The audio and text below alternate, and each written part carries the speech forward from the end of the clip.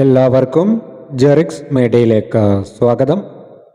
പ്രധാനമന്ത്രി കിസാൻ സമ്മാൻ നിധിയുടെ 2000 രൂപ ലഭിക്കുന്ന കർഷകർ എല്ലാവരും തന്നെ ശ്രദ്ധിക്കുക.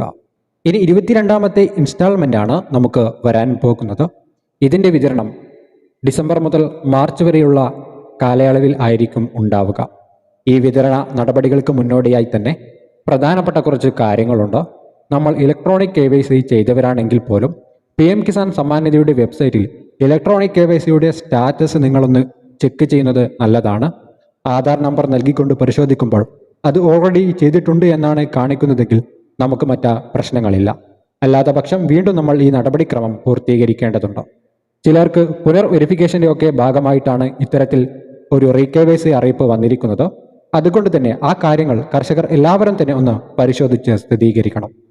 ഇനി കഴിഞ്ഞ ഗഡുക്കൾ വിതരണം ചെയ്തപ്പോൾ ആനുകൂല്യം ലഭിക്കാത്ത കർഷകർ ആണെങ്കിൽ തീർച്ചയായിട്ടും നിങ്ങളുടെ സ്റ്റാറ്റസ് പരിശോധിച്ച് എന്തെങ്കിലും പ്രശ്നങ്ങൾ ഉണ്ടോ എന്ന് നോക്കേണ്ടതാണ്.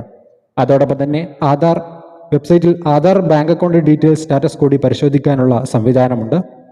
അത് ആ രീതിയിൽ കൂടി നിങ്ങൾ പരിശോധിക്കേണ്ടതാണ്. ആധാർ വഴിയുള്ള വിതരണം ആയതുകൊണ്ട് തന്നെ ആധാർ അധിഷ്ഠിതമായുള്ള വിതരണമാണ് നടക്കുന്നത്.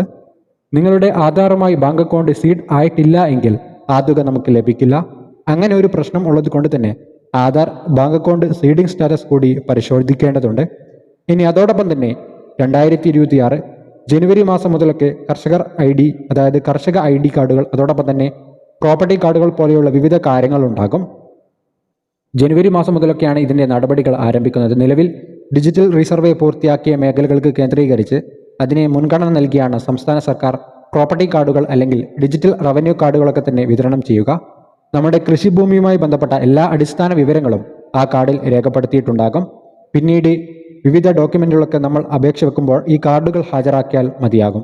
പിന്നീട് വിവിധ അപേക്ഷകൾക്ക് ഈ ഒരു കാർഡ് വളരെ പ്രധാനപ്പെട്ട മാനദണ്ഡമായി മാറുകയും ചെയ്യും.